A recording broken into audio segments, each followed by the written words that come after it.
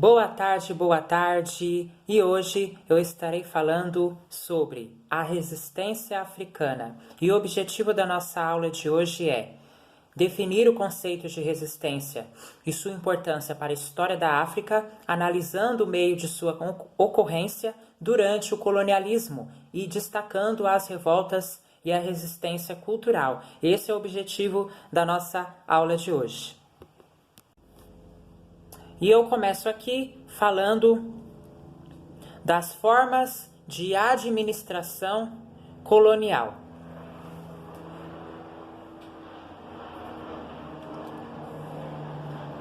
Os países colonialistas utilizaram as formas diretas e indiretas de governo na África. Então, os países colonialistas utilizaram formas direta e indireta de governo na África. No primeiro caso, temos como exemplo as partes sobre domínio francês, nas quais o administrador colonial, isto é, a autoridade representante do governo europeu, era um estrangeiro na África, nomeado para administrar aquela fatia de território. Porque o administrador colonial era o europeu, tá? E era ele que era incumbido, ele é o de administrar a fatia do território africano. Quem era incumbido, quem era nomeado para administrar a fatia do território africano era o europeu. Ou seja, o europeu é um estrangeiro na África. Ele não é africano, ele é apenas um estrangeiro na África. As formas indiretas de administração utilizadas pela Grã-Bretanha se davam quando o país europeu cooptava parte da elite africana para que esta colaborasse com a colonização. Então, a gente tem que entender primeiro o que significa a palavra cooptava. Cooptava quer dizer aceitar alguém. Então, podemos dizer que as formas indiretas de administração utilizadas pela Grã-Bretanha se davam quando o país europeu aceitava parte da elite africana. A palavra elite significa minoria. Então, as formas indiretas de administração utilizadas pela Grã-Bretanha se davam quando o país europeu aceitava a minoria africana, aceitava parte da minoria africana para que esta colaborasse com a colonização, porque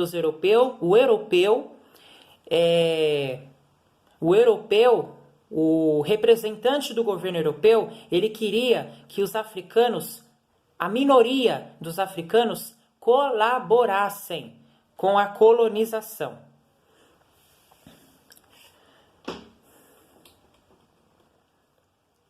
Assim, aparentemente, ficava mantido o governo africano. Por que o governo africano ficava mantido? Por causa que uma minoria dos africanos colaborava com a colonização. E se uma minoria dos africanos colaborar com a colonização, o governo africano vai estar mantido. Contudo, nem sempre havia respeito pelas autoridades reconhecidas e legítimas. Mesmo quando o governante africano era preservado no poder, ele servia de anteparo para possíveis desgastes do governo colonial junto à população. Era, portanto, cooptado, ou seja, aceitava alguém para apoiar a política colonial. Tanto nas formas diretas quanto nas indiretas, ou seja, onde o administrador era um funcionário da metrópole ou um chefe africano, o sistema colonial dependia desses líderes tradicionais para efetivar o domínio, já que eles funcionavam como intermediários entre a metrópole e a população. Em geral, aos chefes africanos eram reservados os assuntos tradicionais religiosos, Então, de um lado, você tem o representante europeu, né? Só para conferir.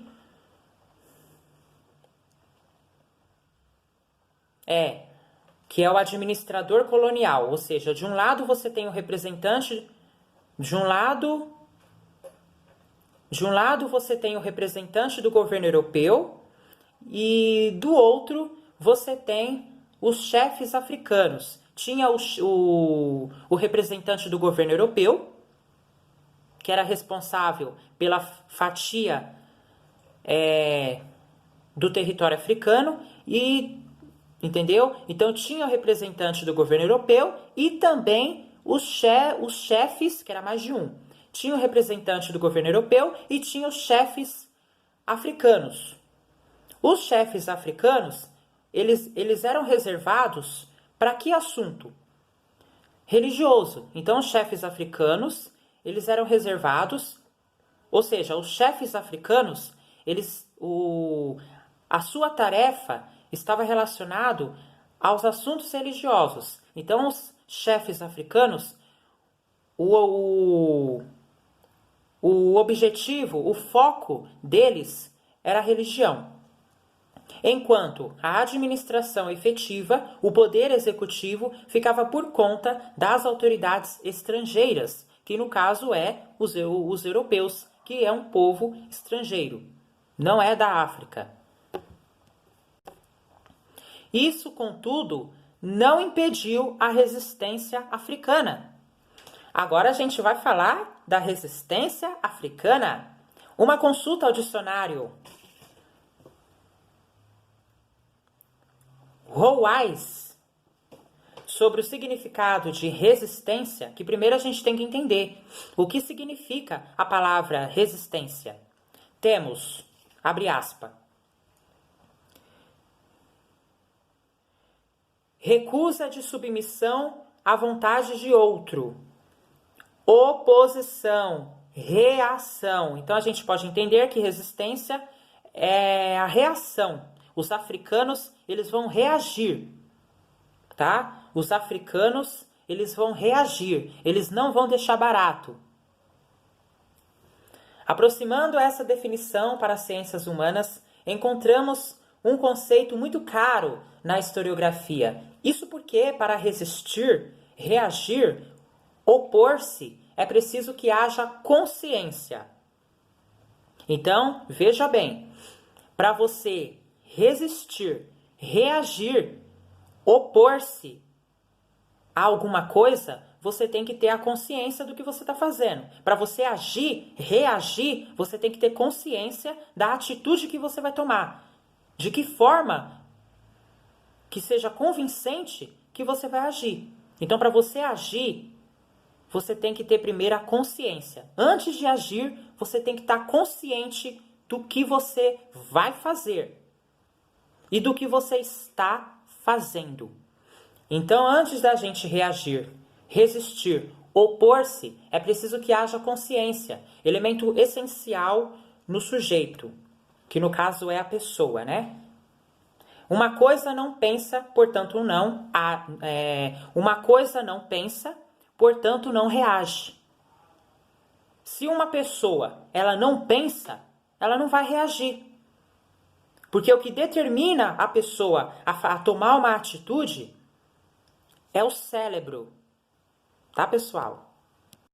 Perdão, gente, cérebro. O que vai fazer com que a pessoa venha tomar uma atitude é o cérebro. O cérebro é o condutor de toda a ação humana. Só corrigindo, tá? O cérebro. Todas as informações é repassada ao corpo pelo cérebro. Pensar a história da África significa tomar os africanos como sujeitos, pessoas, portanto, que agem. Embora isso pareça sem importância, essa ideia reconfigurou a visão do Ocidente sobre a África e os africanos porque permitiu enxergar que a África resistiu à entrada europeia, tá? Vale ressaltar que a África ela resistiu à entrada europeia. e ao colonialismo do final do século XIX. As formas de resistência foram variadas e cotidianas, e nem sempre por meio da força.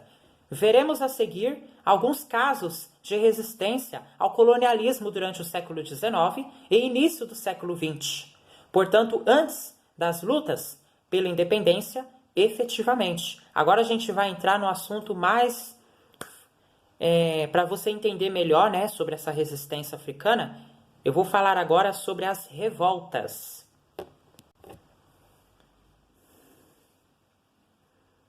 Segundo Leila Hernandes, entre as causas das revoltas africanas estavam a perda da soberania, a quebra da legitimidade, as ideias religiosas, o despropósito de mecanismos econômicos e a corrosão e repressão culturais. Se lembrarmos que as organizações políticas africanas não eram centradas apenas no poder do chefe ou rei, mas em um sistema que vinculava ao chefe a religiosidade e a legitimidade adquirida por ancestralidade, então a partilha da África arruinou a noção de governo e de soberania dos africanos. Porque a partir do momento em que a África vai ser partilhada, dividida entre os países pertencentes, a partilha da África fez com que a sua noção de governo viesse se arruinar. Por que a noção de governo arruinou-se? E a soberania dos africanos veio à ruína? Devido a essa partilha, né, de um território africano para outros países.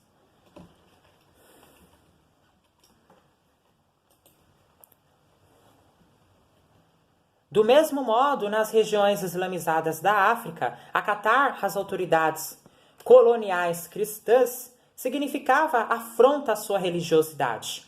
Entre outros, os sudaneses, egípcios e somalis, por exemplo, resistiram à autoridade britânica tanto porque buscavam a defesa de seus territórios, quanto de sua fé.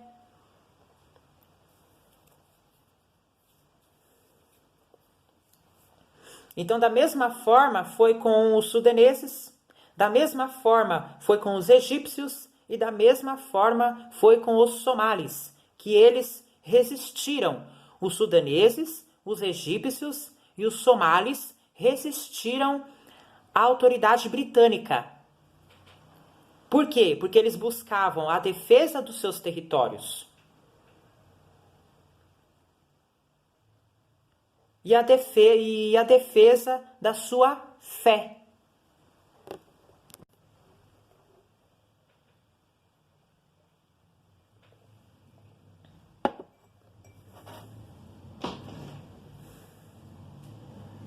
Outro exemplo de resistência permeada pela religiosidade foi a rebelião de Mamadou Lamine, ocorrida entre 1898 e 1901, na região do Alto Senegal.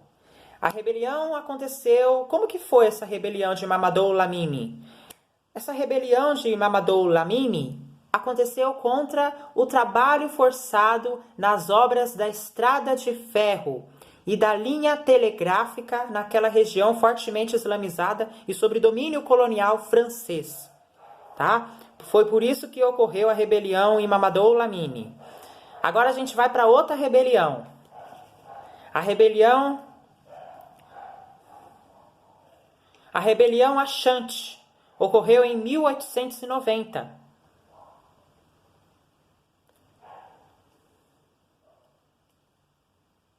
Em 1900, na região da Costa do Ouro, atual Gana, contra a deposição dos chefes locais tradicionais para a nomeação de outros apoiados pelos britânicos e sem a legitimidade popular, e também em reação ao desrespeito britânico pelos símbolos tradicionais do poder.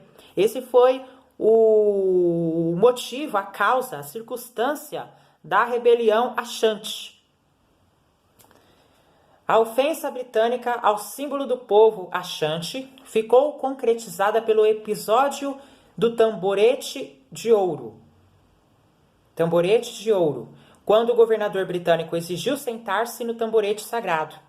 Então, a ofensa britânica ao símbolo do povo Achante, porque o povo Achante, eles tinham um tamborete de ouro.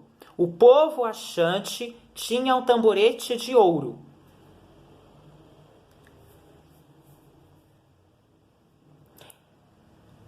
O tamborete de ouro era um símbolo do povo Achante. E o governador britânico, ele exigiu sentar-se no tamborete sagrado. E isso para o povo Achante foi uma ofensa. Como é que o governador britânico quer sentar no nosso tamborete sagrado? Né? Tamborete de ouro. Então isso para o povo Achante foi uma ofensa. O fato do governador britânico querer exigir sentar-se no tamborete sagrado. Foi aí que deu no que deu, a rebelião Achante. Foi esse o principal motivo da rebelião Achante. Não só o desrespeito britânico pelos símbolos tradicionais do poder, que no caso é o tamborete de ouro, mas também sobre a deposição, né, dos chefes locais tradicionais para a nomeação de outros apoiados pelos britânicos. E sem a legitimidade popular, também foi o motivo dessa rebelião Achante. E o tamborete de ouro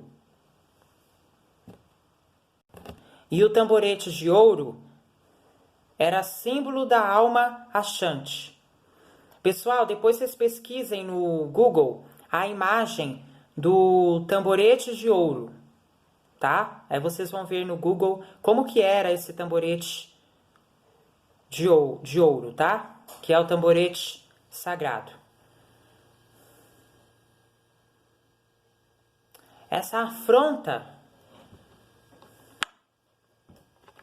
resultou, porque isso para o povo Achante foi uma afronta, o fato do governador britânico exigir sentar-se no tamborete sagrado que não pertencia a ele.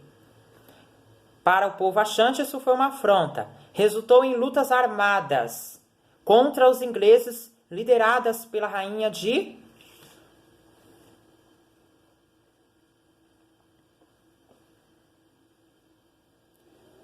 Edifésio, Nana Ya Azantiuchan. Nana Ya Azantiuchan. O levante foi controlado com a prisão da rainha e a severa repressão aos rebeldes.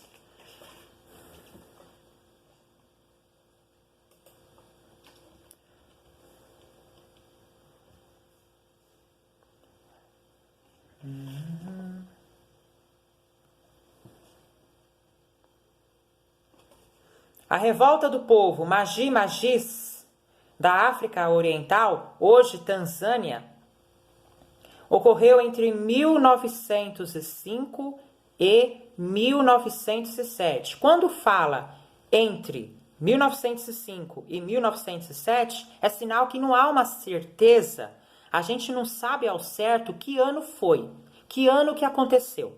Então, ou foi em 1905 ou em 1907. E foi uma reação aos desmandos dos alemães, à expropriação das terras e à aplicação de trabalho forçado no cultivo do algodão. Então esse foi o principal motivo da revolta do povo Magi-Magis. Nesse processo de resistência para a união dos povos Magi-Magis, houve o recurso à religiosidade, quando a guerra contra o dominador foi interpretada pelo líder religioso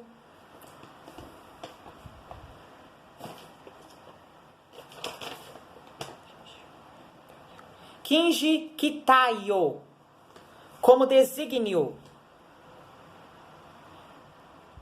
divino na defesa da unidade do povo. Esse movimento repercutiu por extensa área da África, extrapolando as fronteiras culturais dos Magi-Magis. O impacto da revolta acabou por afetar a administração colonial, que alterou a forma compulsória da obtenção de mão de obra. A reação ao trabalho forçado e a cobrança abusiva de impostos são elementos comuns a vários outros movimentos de resistência africana, ocorridos em Moçambique, Congo, Uganda e Quênia. Além da rebelião ou revolta, as migrações em massa foram outra forma de reação dos africanos ao domínio colonial. Essa prática foi especialmente comum nas áreas de domínio francês, já que a permanência de força armada dificultava planos de revoltas. Resistência cultural. O processo de colonização não resultou apenas na exploração econômica e na dominação política das nações africanas. O imperialismo de fins do século XIX e o neocolonialismo tinha também sua faceta de dominação cultural. Vimos como não eram respeitadas as tradições africanas na escolha do governante ou quando símbolos religiosos eram profanados. A resistência cultural, portanto, foi a oposição dos africanos àquelas práticas e a reafirmação de sua cultura. Então, a resistência cultural dos africanos, ou seja, porque a religião é uma cultura, e os africanos, qual é a forma de resistência cultural que os africanos vão ter? É o fato dos africanos, é o fato da oposição dos africanos com aquelas práticas e a reafirmação de sua cultura. Né? Eles vão defender a sua religião.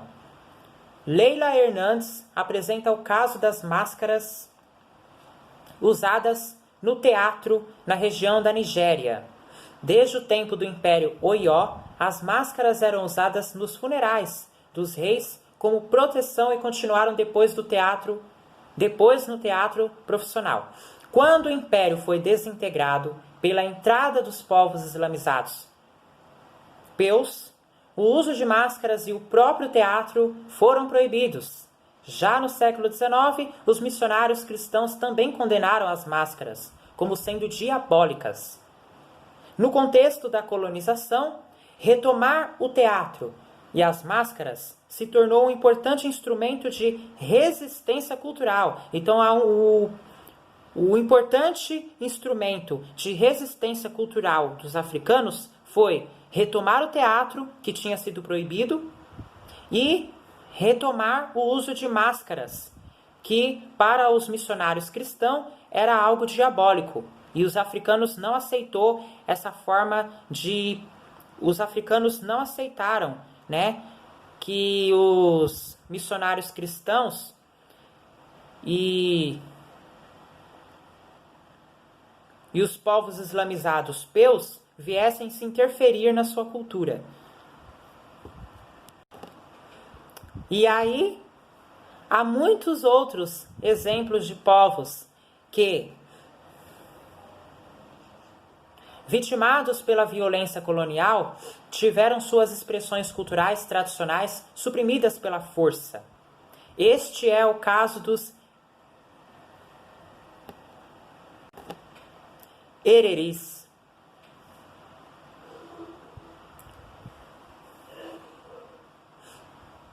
Este é o caso